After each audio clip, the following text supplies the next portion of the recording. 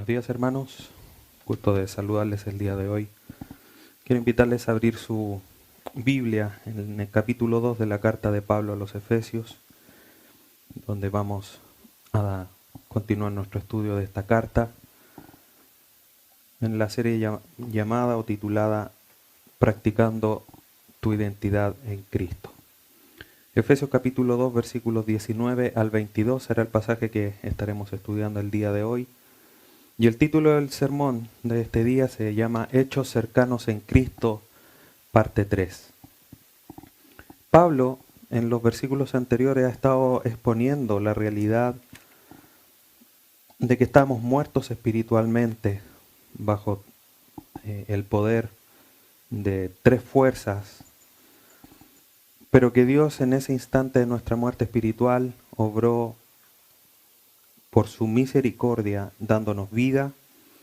Pero además de eso, Pablo en el versículo 11 en adelante comienza a pedirles a los hermanos de Éfeso que se recuerden de su condición en la que estaban antes de conocer a Jesucristo, antes de que Él les diera vida. Y esa es la realidad de estar alejados, de no tener ciudadanía, ajenos a los pactos, sin esperanza, sin Dios en el mundo. La solución a esa realidad fue Jesucristo, quien es nuestra paz, como dice el versículo 14. Y finalmente en los versículos que hoy día vamos a estudiar del 19 al 22, Pablo hace una conclusión final con respecto a lo que es esta cercanía que Jesucristo ha provisto.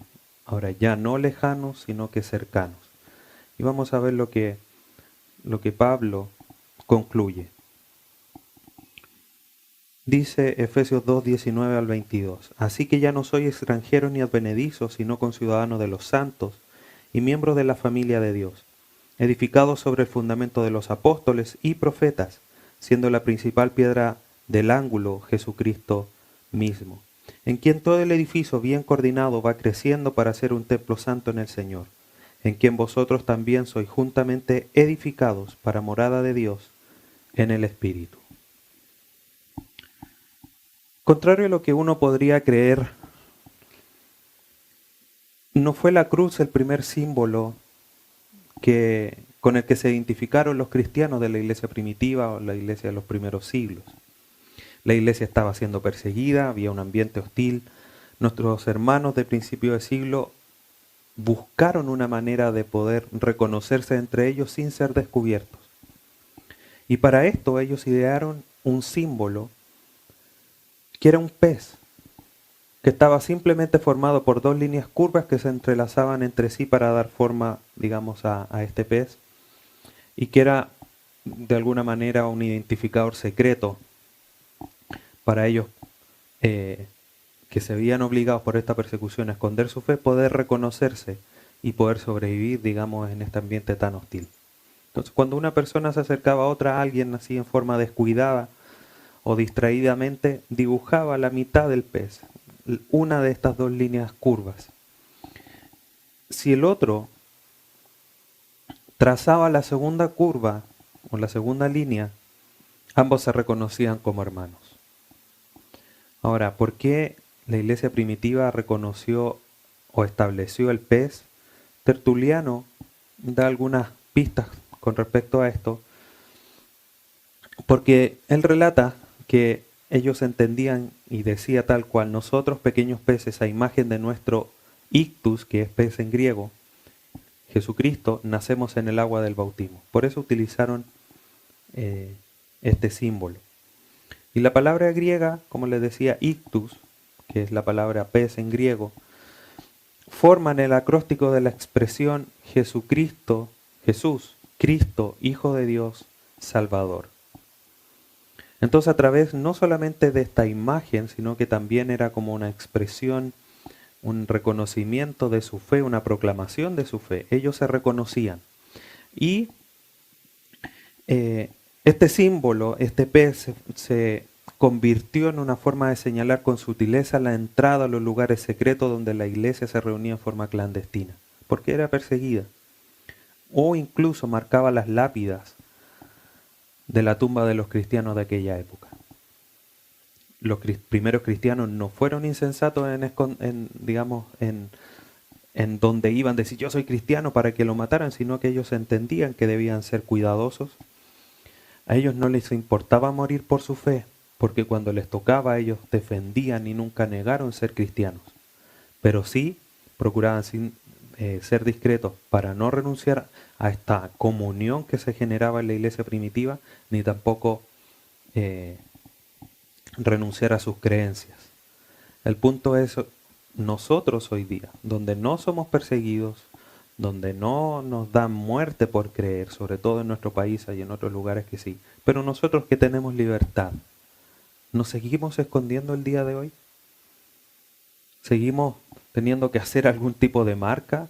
¿O cuando nos encontramos con alguien como que hacemos cierto tipo de expresiones, así como algo especial tiene esta persona, yo creo que es cristiana, yo creo que es evangélica, o expresiones de ese tipo, pero no somos abiertamente proclamadores de nuestra fe y de quiénes somos? ¿Nos seguimos escondiendo el día de hoy? La acción divina del Padre en nosotros los gentiles, por medio de Jesucristo, hizo que nosotros fuéramos hechos cercanos, pueblo que no tenía pastor, ovejas que no tenían pastor, pueblo que no tenía nación, pero por medio de Jesucristo, que es nuestra paz, Él hizo un solo pueblo, y de ambos, entre judíos y gentiles, hizo un solo cuerpo. Entonces, en el pasaje que hoy día vamos a estudiar, Pablo establece dos características de este nuevo pueblo, o de este nuevo cuerpo, y que son la conclusión final a la que Pablo llega. Primero, que somos conciudadanos y familia de Dios, y que también somos su templo. Entonces vamos a comenzar el estudio y vamos a ir al versículo 19. Pablo comienza diciendo, así que. Entonces Pablo, en relación, como les comentaba recién, a lo que venía diciendo en forma anterior, Pablo llega a esta conclusión. Así que, puesto que ustedes estaban muertos, Dios les dio vida, estaban lejanos, ajenos a las promesas, sin Dios, sin esperanza, Jesucristo se convirtió en nuestra paz. Y de esa manera, de dos naciones o de dos pueblos hizo uno solo, hizo un solo cuerpo. Y ahora ya no hay diferencia, se abolió, se destruyó la pared intermedia que había de separación. Pero Pablo llega finalmente a esta conclusión, en razón de todo esto que ya le había explicado. Y le dice, así que ya no soy extranjeros ni advenedizos. Esto era lo que la iglesia en Éfeso tenía que tener clara. Y que hoy día nosotros tenemos de tener claro. En función de la paz de nuestro Salvador Jesucristo y todos los resultados que fueron posibles en la cruz, los gentiles ya no somos extranjeros. Y esto es una clara resolución, una clara solución a nuestra lejanía de la ciudadanía de Israel, que claramente lo expone Pablo en el versículo 12, donde dice que en aquel tiempo estabais sin Cristo, alejados de la ciudadanía. Hoy día ya no somos extranjeros, no estamos ajenos a la ciudadanía. Los extranjeros eran aquellos que como extraños no le debían lealtad al país donde se encontraban y generalmente no hablaban la lengua nativa. Eran como turistas de nosotros en esta época. Estaban en un país, no le debían lealtad, obviamente sí resguardar cierto tipo de leyes en nuestra época, pero no tenían lealtad, no le debían lealtad. El país tampoco le debía los derechos que los ciudadanos sí tienen a los turistas. Y por supuesto, si son de otra lengua, no hablaban la lengua nativa. Podríamos estar pensando en países de habla inglesa, por ejemplo, de Estados Unidos, que vengan acá, que no hablan nuestra lengua o que nosotros vayamos allá. Entonces, esa es la condición primero, que nosotros no somos extranjeros, sino que también no somos advenedizos. Advenedizo es un término que hace referencia a aquellos extranjeros que viven en un país, no que están de paso como los turistas, que viven en un país pero que no tienen derecho de gozar los privilegios de la ciudadanía. Los ciudadanos, por ejemplo, son aquellos que pueden elegir a sus presidentes, obviamente en nuestro contexto.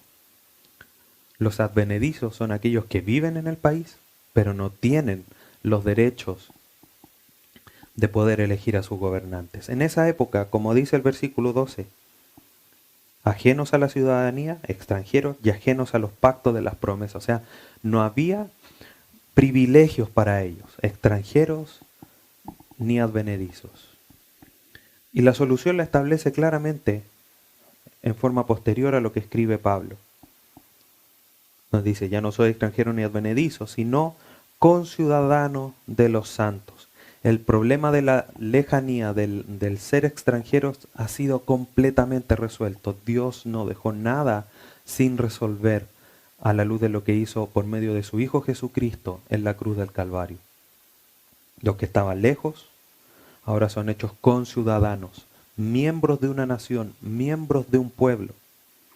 Y esto no de cualquier pueblo, no de cualquier nación.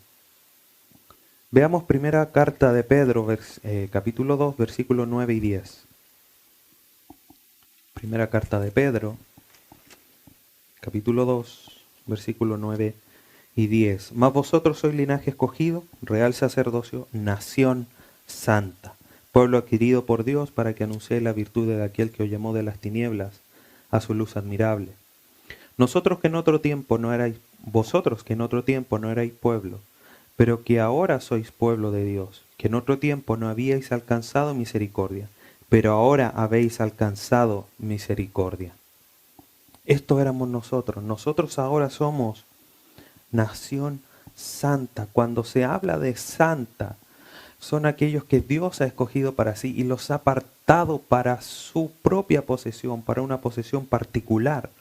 Los objetos santos del tabernáculo son aquellos que Jesucristo o que Dios separó para su uso, separó para que fuesen solamente de Él.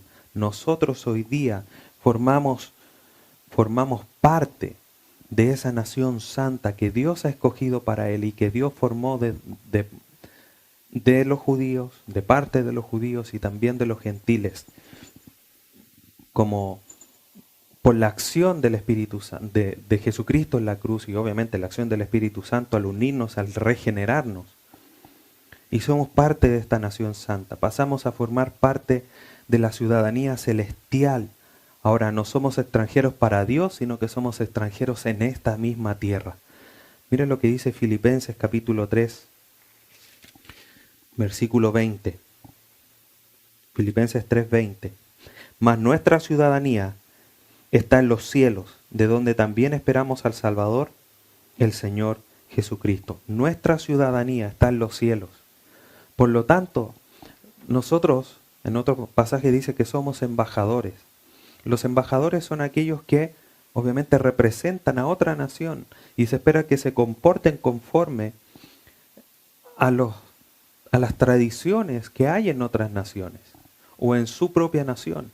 Por ejemplo, un embajador judío o un embajador musulmán a cada ciertas horas se hinca en dirección a donde están sus templos y ora a su Dios.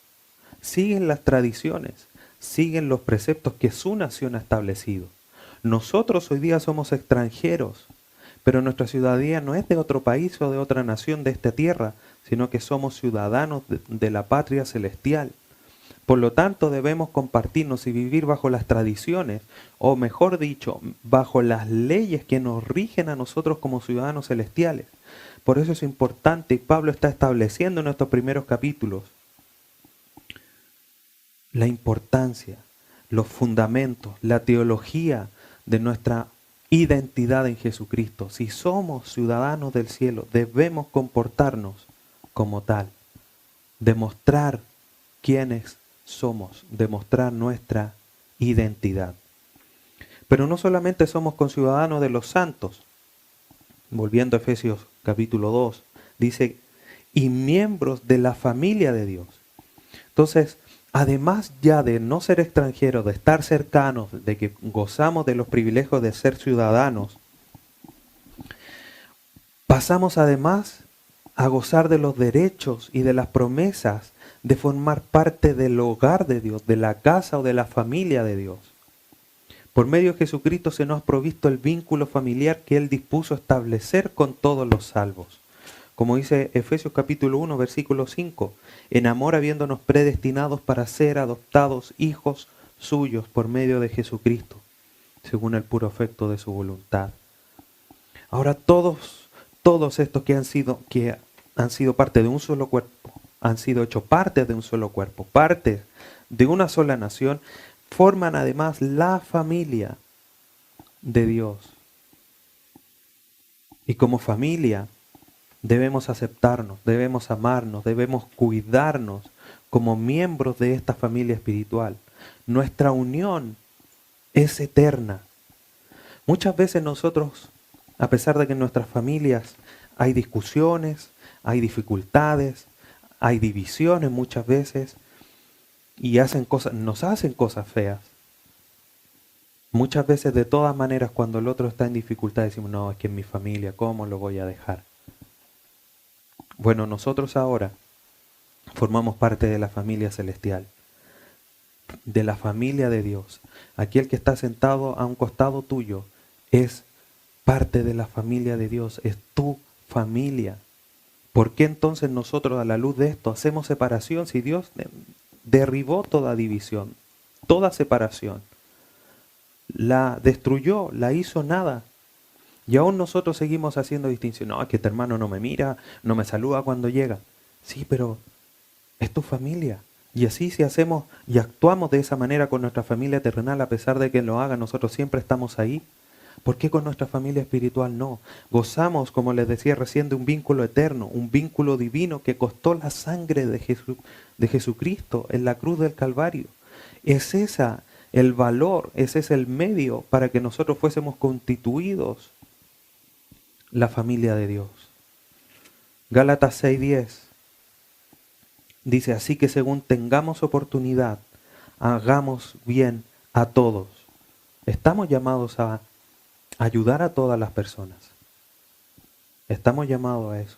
Pero el versículo de Gálatas 6:10 continúa diciendo, y mayormente a los de la familia de la fe, a nuestra propia familia, a quienes nosotros somos.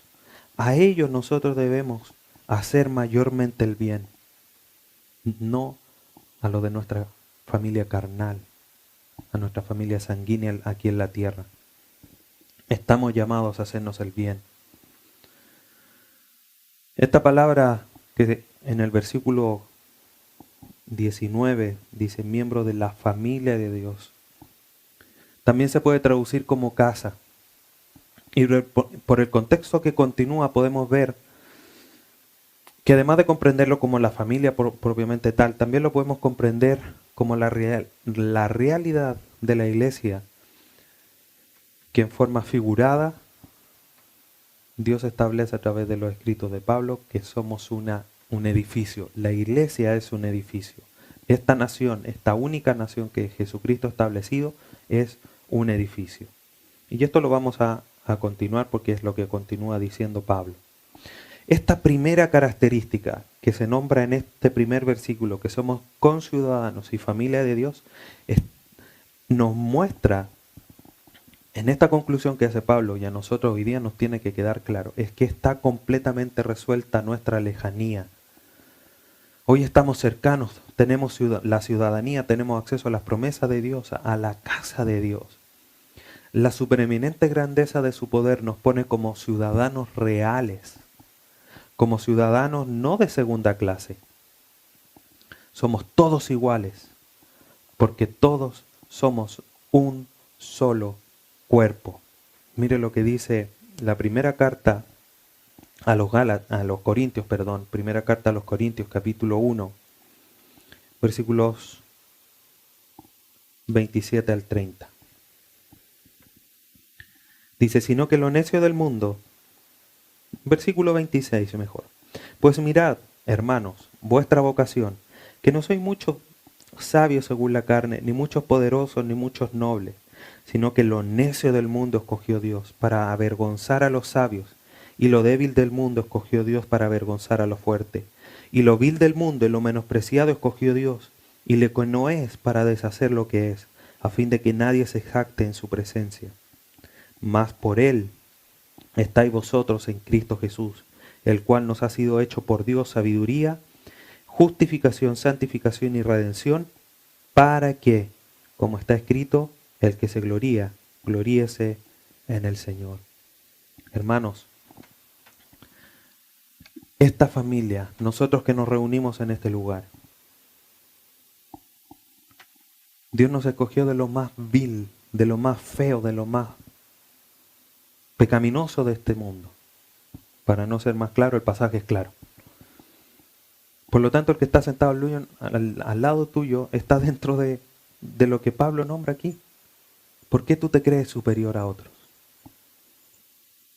Si Dios ha escogido no lo mejor de este mundo para formar su familia. Cristo eligió a lo más vil para formar a su familia. Para que al gloriarnos, decir, no, que yo soy mejor que el hermano. Sí, qué equivocado estás, hermano. Porque Cristo escogió a lo vil para que toda la gloria fuera de Él y no por nuestra sabiduría, nuestras capacidades, porque no fue por eso que llegamos a ser salvos. Por lo tanto, no tenemos que hacer distinción, porque tenemos la misma calidad y cualidad en cuanto a ser ciudadanos y somos parte de la misma familia y somos todos hijos. Y no hay nietos, no hay abuelos, no hay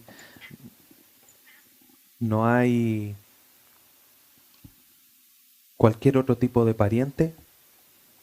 Aquí solamente hay un padre. Los demás somos todos hijos. Y eso es maravilloso. No tenemos que hacer ninguna distinción. Esta es la primera característica. Volvamos a Efesios capítulo 2, versículo 20. Edificados sobre el fundamento de los apóstoles y profetas. Pablo comienza aquí a detallar la segunda característica, y es que somos, a modo de una metáfora, como les comentaba recién, un edificio para la morada de Dios. Como tal, como un edificio, somos edificados o sobreedificados, como cualquier otra edificación, sobre un fundamento. Acompáñeme a primera carta a los Corintios capítulo 3, versículo 10.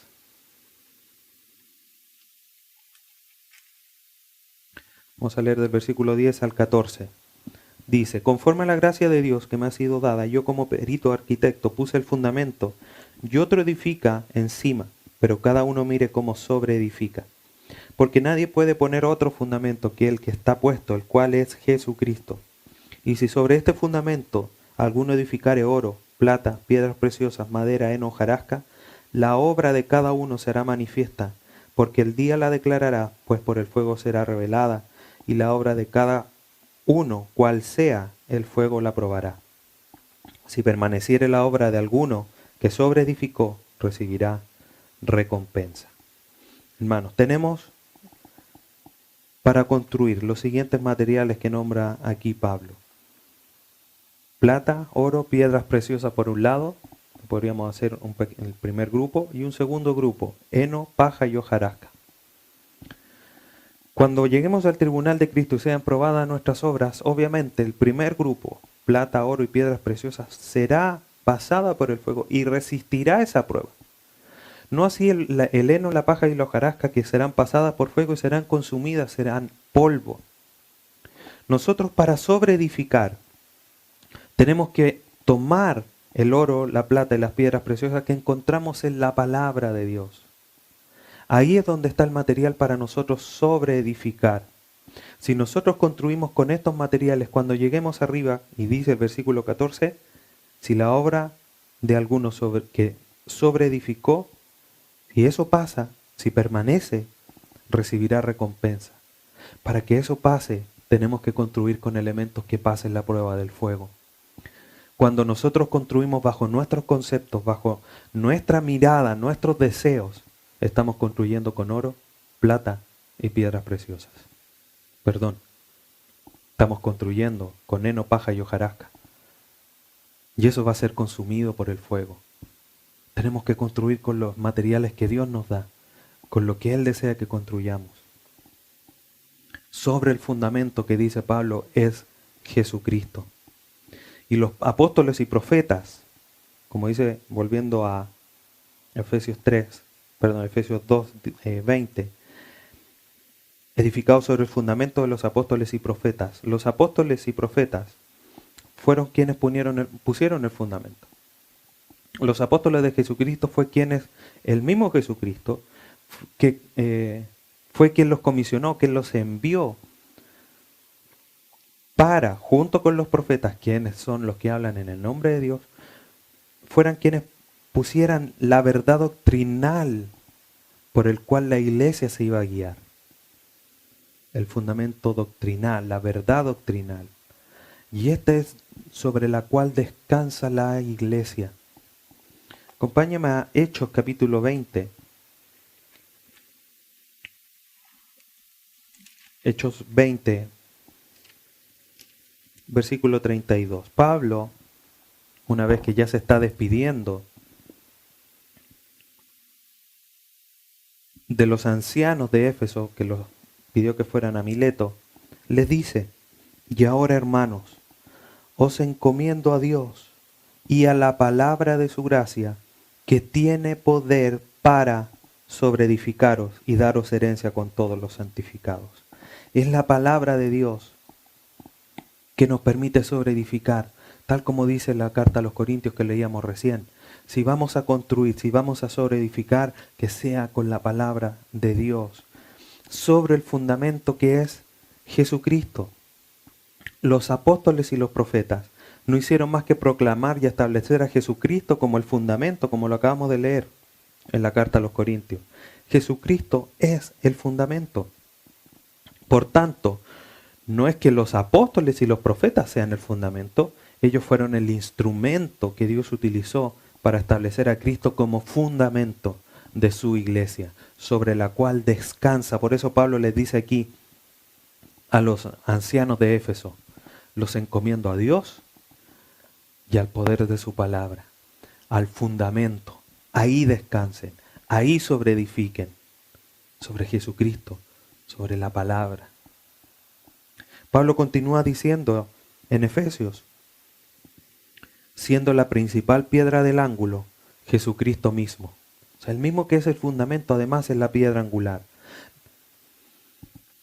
La piedra angular en las construcciones antiguas era una roca sólida, firme, quizás de mayor envergadura que el resto de las piedras.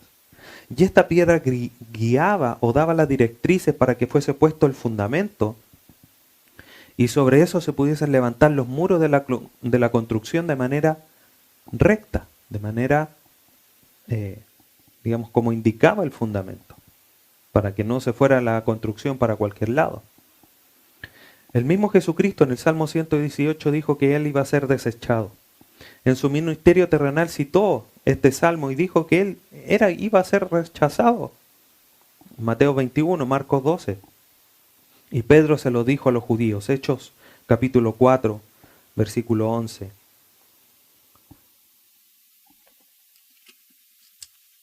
Hechos 4, 11 y 12.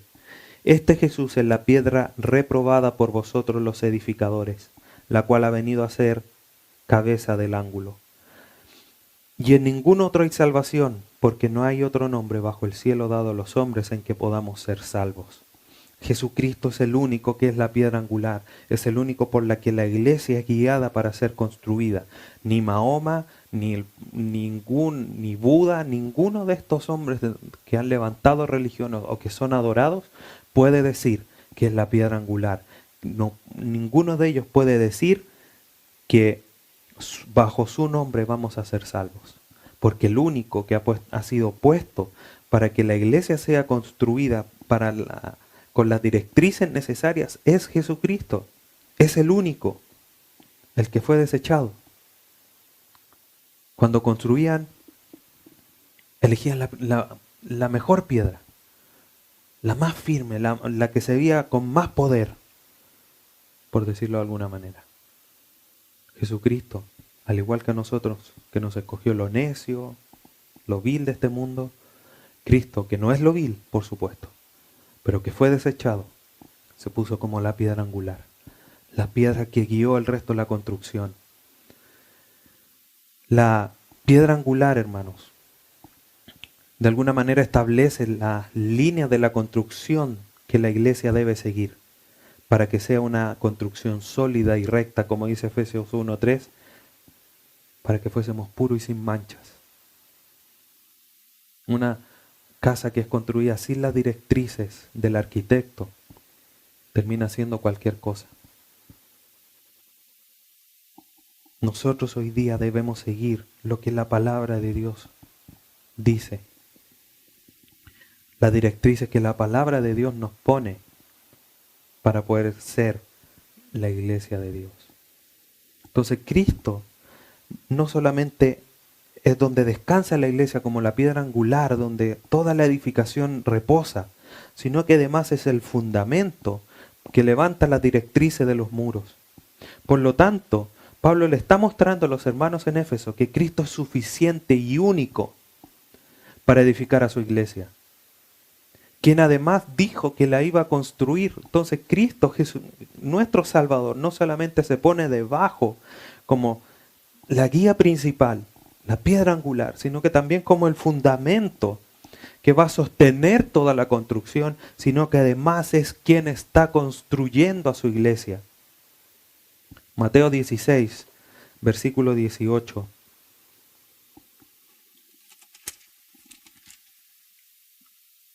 En este pasaje que es a lo mejor un poco controversial, pero vamos a fijar la atención en una frase en específico. Mateo 16, 18 dice: y yo también te digo que tú eres Pedro, y sobre esta roca edificaré mi iglesia, y las puertas del Hades no prevalecerán contra ella.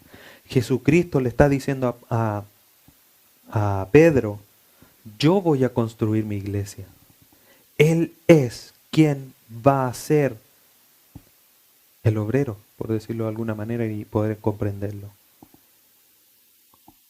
Y esto es una realidad.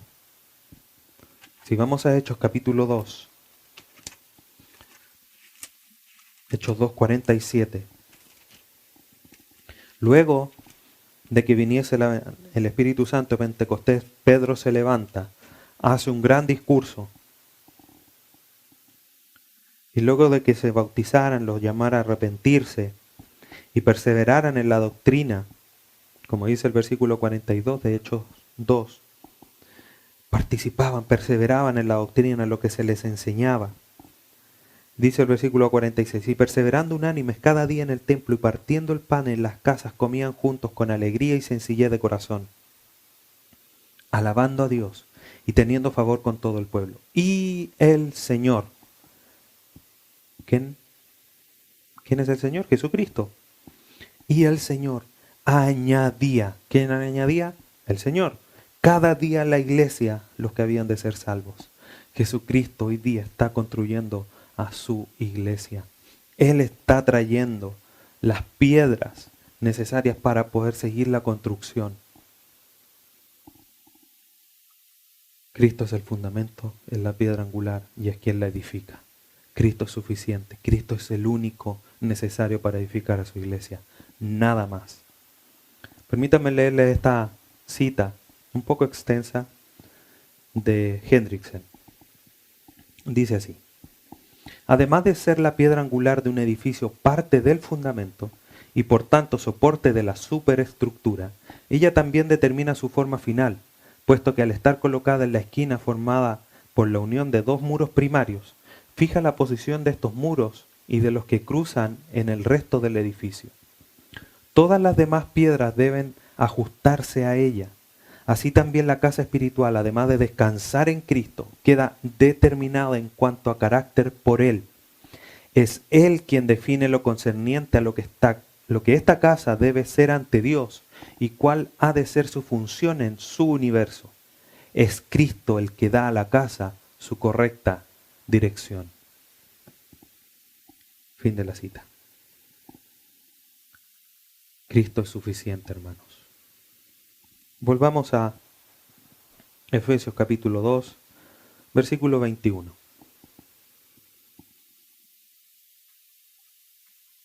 En quien todo el edificio, bien coordinado, va creciendo para ser un templo santo en el Señor.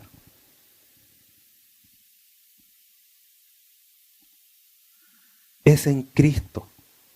Y esta frase dice, ¿en quién? Estamos hablando de Jesucristo, que es la piedra angular. ¿En quién? En Cristo. Hermanos, ya hemos visto todo lo que nosotros somos, todo lo que nosotros, toda nuestra identidad, todas las bendiciones espirituales han llegado por medio de estar en Cristo. Y esta realidad de ser edificados tampoco está ajena a la realidad de que estamos sujetos, de que estamos posicionados en Cristo.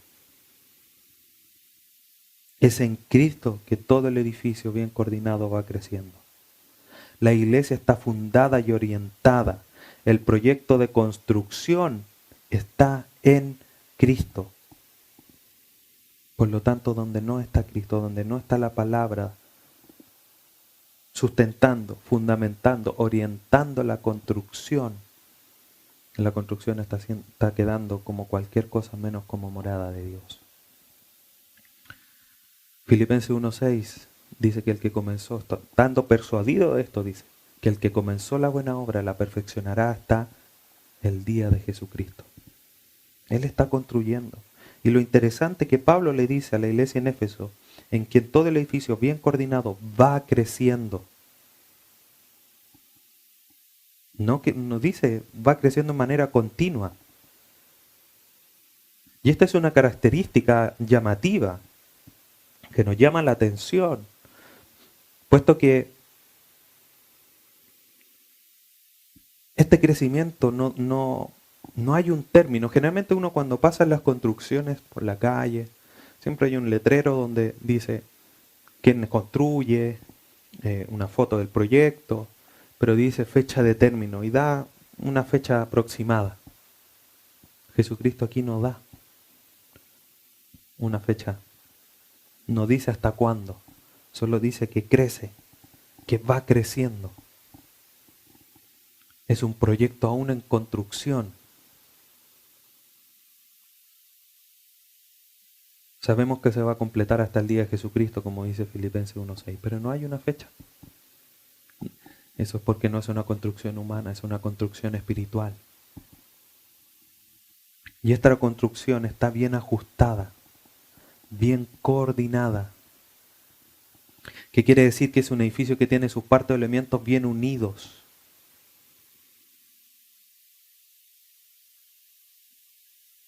Que están juntamente unidos, formando un todo coherente.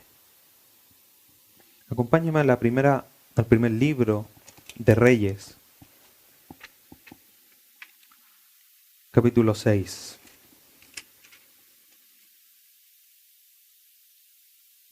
Primer libro de Reyes.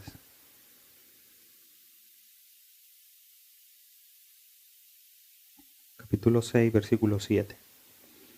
Y cuando se edificó la casa, está hablando de la construcción del templo por parte de Salomón, cuando se edificó la casa, la fabricaron de piedras que traían ya acabadas, de tal manera que cuando la edificaban ni martillos ni hachas se oyeron en la casa, ni ningún otro instrumento de hierro. Aquí las piedras están acabadas, fueron trabajadas las piedras, no agarraron cualquier piedra y la pusieron, fueron labradas, no se escuchó ruido de martillos ni hachas para poder pulir las piedras, sacar cualquier cosa que hiciese que quedara inestable la piedra en relación a su par. Nosotros, hermanos, estamos siendo construidos como una edificación espiritual. Y cada uno de nosotros está siendo tomado. Dios toma uno de nosotros, toma otro y empieza a pulirnos para que podamos estar juntamente unidos, podamos estar bien coordinados, para que este edificio crezca de manera coherente, de manera firme, de la manera que Dios quiere que crezca. Por eso es importante la comunión entre nosotros, porque eso nos va permitiendo pulirnos y llegar a una cohesión perfecta, cada uno.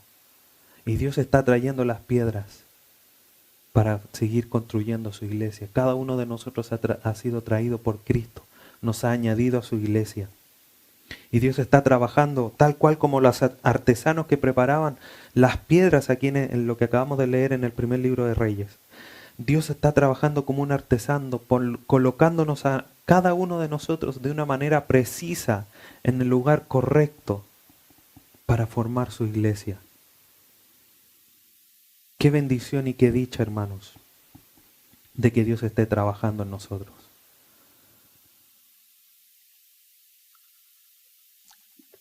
Pablo continúa diciéndoles y le dicen que en todo el edificio bien coordinado va creciendo para ser un templo santo en el Señor. La alusión al templo y a la construcción continua, recordando lo que leímos ahí en Hechos 46, 47, que cada día el Señor agregaba, cada día llegaban piedras, eran puestas piedras en una perfecta unión con todas las demás. Mire lo que dice la primera carta de Pedro, capítulo 2.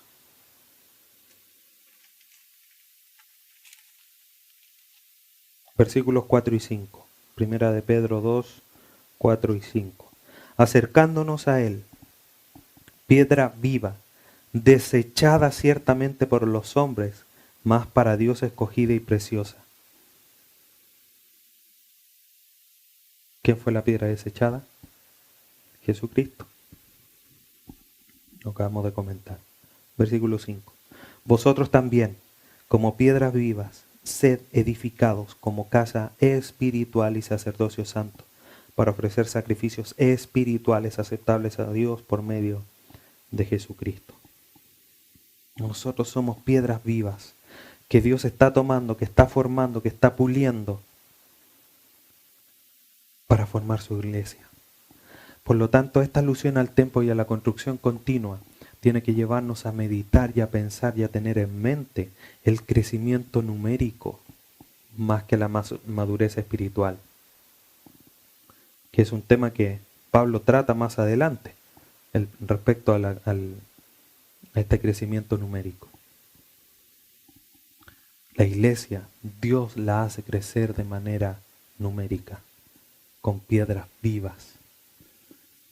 Pablo le dice en el en Efesios 4, versículo 16, de quien todo el cuerpo bien concertado y unido entre sí, todo el cuerpo, nosotros somos parte del cuerpo, bien concertado, bien, como si ocupáramos la misma palabra, bien coordinado, bien concertado y unido entre sí por todas las coyunturas que se ayudan mutuamente.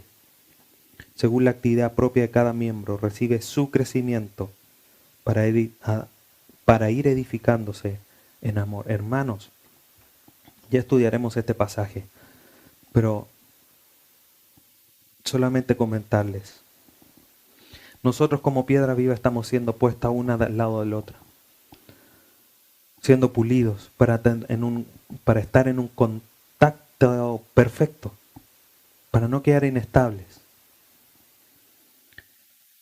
Si alguien no ayuda para esa unión perfecta, lo que está haciendo hace que el edificio sea inestable. Nosotros como iglesia local, aquí claramente el pasaje dice que según la actividad propia de cada miembro recibe su crecimiento.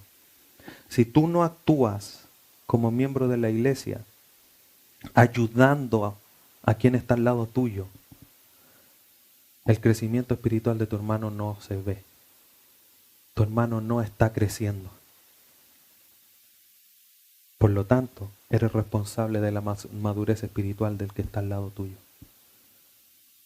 Y eso es fuerte. Pero el pasaje es claro. Según la actividad propia de cada miembro, recibe su crecimiento.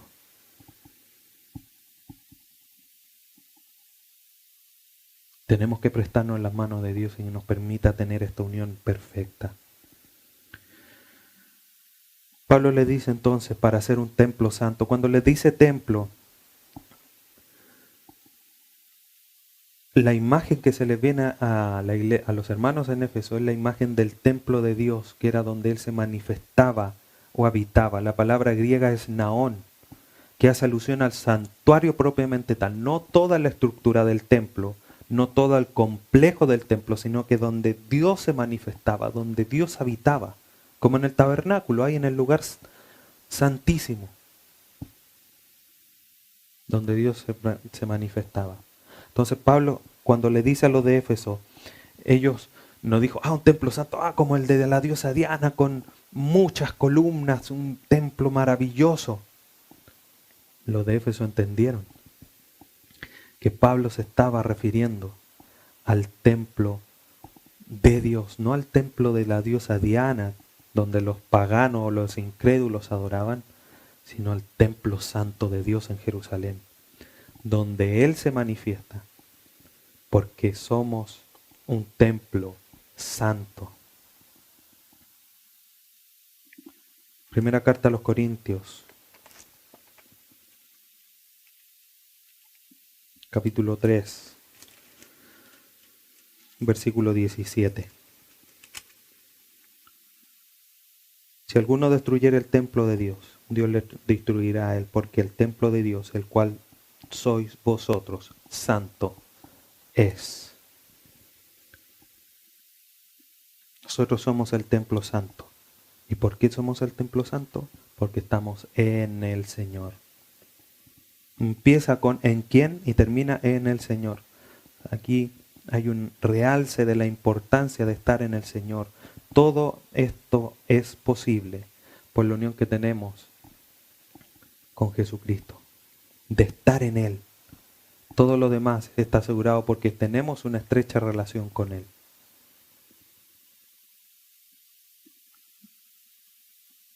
Versículo 22. En quien vosotros también sois juntamente edificados para morada de Dios en el Espíritu. Con el vosotros, Pablo quiere sumar a esta construcción a los gentiles.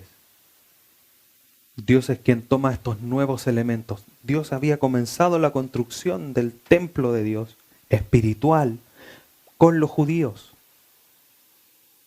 Recordando Hechos, dice que Hechos, y me seréis testigos en Jerusalén, en Samaria, en Judea y hasta lo último de la tierra. ¿Por dónde partió? Por los judíos.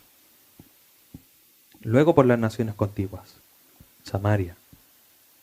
Y al final los últimos de la tierra. Dios comienza a tomar estos nuevos elementos para construir el templo. Toma a los gentiles para continuar la edificación. Para seguir en la línea de lo que viene diciendo. Pues ya no hay judíos, no hay griegos. Son un solo pueblo, un solo cuerpo.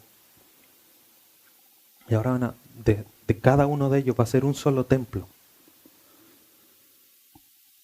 En Cristo es que somos sumados a esta construcción. Él es el medio, Él es quien edifica su iglesia, como leímos en Mateo 16. Entonces es importante notar que somos construidos juntos, nos edificamos juntos, crecemos en una relación mutua. Los gentiles y los judíos no se podían ver, sobre todo los judíos a los gentiles. No los podían ver.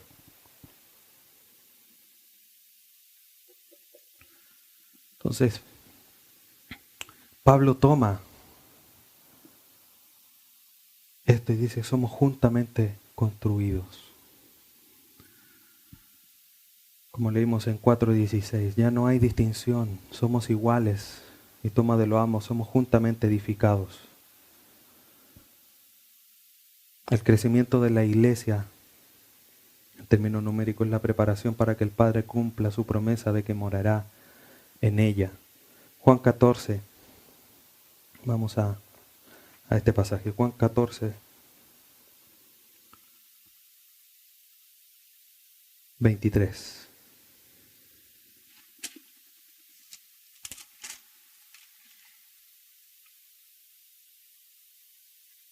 Respondió Jesús y les dijo, el que me ama, mi palabra guardará, y mi Padre le amará, y vendremos a él, y haremos morada con él.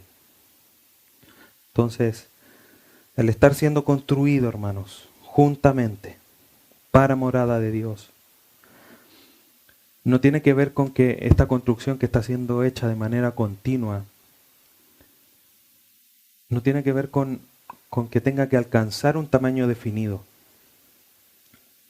sino que es quien la edifica, que es Jesucristo, bajo sus propias directrices, donde Él habitará. Si tiene una línea de piedras, Él va a habitar ahí, pero porque está siendo construida según lo que Él estableció, no conforme a pensamientos de hombre, a tradiciones, etc. Él es el que pone las directrices. Dios habita de manera permanente en su iglesia por medio del Espíritu. Y esto es parte de la muestra del sello. En Efesios 1, 13 y 14, en Él también vosotros, habiendo oído la palabra de verdad del Evangelio de vuestra salvación, y habiendo creído en Él, fuisteis sellados con el Espíritu Santo de la promesa, que es la arra de nuestra herencia hasta la redención de la posesión adquirida para la alabanza de su gloria. Cristo mora en el Espíritu en nosotros. Esto es parte de las bendiciones que hemos recibido de Dios. Para poder que Él more en nosotros, tiene que sellarnos primero. Y eso empezamos a pensar y ya vemos cómo no hace cortocircuito. Donde Él habita, no hay diferencias de raza ni diferencias sociales. Somos todos uno en Cristo. No hagamos diferencias. Para ir concluyendo. Esta segunda característica, por tanto, nos demuestra que como nuevo y único cuerpo, Él hace crecer a este templo, a este cuerpo, para establecerlo como su morada permanente. La iglesia es el lugar de habitación del Dios eterno en la tierra. ¡Qué bendición, hermano! Debemos de considerar esto en nuestra identidad. Nosotros cuando vemos los templos, a lo mejor, no sé, vamos a Inglaterra, vemos el castillo de la reina de Inglaterra, tan pulcro, tan limpio, tan majestuoso. O los templos de la India, de Japón, con esos templos tan gigantes de los emperadores. ¡Oh, qué ganas de vivir aquí! Nosotros, hermanos, somos el templo de Dios aquí en la tierra. ¿Cómo te estás comportando? ¿Estamos siendo construidos bajo sus directrices y estamos mostrando eso? En este mismo ejemplo, el templo de Salomón, por ejemplo, un ejemplo más específico. Cuando Salomón construyó el templo, lo venían a ver a él por su sabiduría, pero veían todas las construcciones, el templo, un gran templo cubierto de oro que brillaba. Hoy día nosotros somos el templo de Dios. ¿Cómo estamos brillando? Estamos siendo construidos por el Maestro. Debemos comportarnos, por tanto, como tal. Mostrarnos como tal. Como conclusión, hermanos, frente a todo esto que hemos visto, ¿ven ustedes la grandeza de la obra de Dios por nosotros? ¿De dónde nos sacó? De la muerte espiritual, siendo lejanos, etcétera, etcétera. Y ahora donde nosotros estamos, no es que Dios solamente nos trajo, sino que nos hace su propia morada en la tierra. ¿Comprendes que estabas lejos de Dios y hoy tú formas parte de su morada en esta tierra?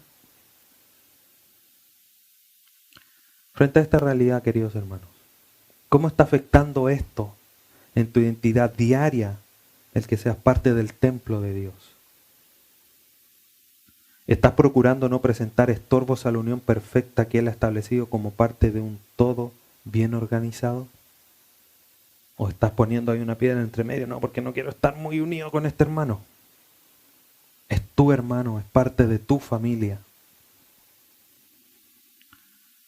Y volviendo a la ilustración introductoria, ¿sigues escondiendo tu ciudadanía con los santos, tu membresía de la familia de Dios? ¿O no quieres que te reconozcan como parte del templo de Dios. Dios nos libre, hermanos, de estar aún escondiéndonos, sino que por el contrario, estar demostrando la identidad que tenemos, la bendición que Cristo nos ha demostrado hasta ahora a través de estos escritos. Todas las bendiciones espirituales, todo lo que somos, todo lo que tenemos ahora es parte de la voluntad de Dios al estar en Cristo, al ponernos en Cristo, y tenemos que demostrar esa realidad en nuestra propia vida. Y el Señor nos ayude para que eso sea así. Oremos al Señor. Padre bueno, te damos gracias en esta mañana por el mensaje de tu palabra, Dios amado, por todas las bendiciones que tú nos das de poder ser hechos cercanos, de ya no ser extranjeros ni advenedizos, sino que ser parte de tu familia, conciudadanos con los santos. Te agradecemos, Padre Celestial, por toda esta maravillosa bendición que nos das, de poder que tú vivas ahora en nosotros, que formar parte de tu templo, donde tú moras en esta tierra. Algo que es increíble a nuestra mente. Dios amado, te pedimos que tú nos ayudes a vivir conforme a la vocación con la que hemos sido llamados, como es digno del Evangelio, como es digno de ser llamados tus hijos, aunque muchos no nos crean, aunque muchos nos persigan, pero ayúdanos, Padre bendito, para que esto sea una realidad en nuestras vidas, de poder, Señor, ser,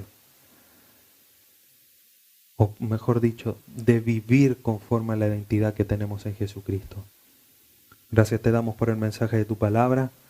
Ayúdanos para poder vivir con esta nueva identidad que tenemos. Te damos gracias por tu palabra. Guárdanos, Señor, en todo para poder vivir santamente. Te lo pedimos en el nombre de tu Hijo Jesús. Amén.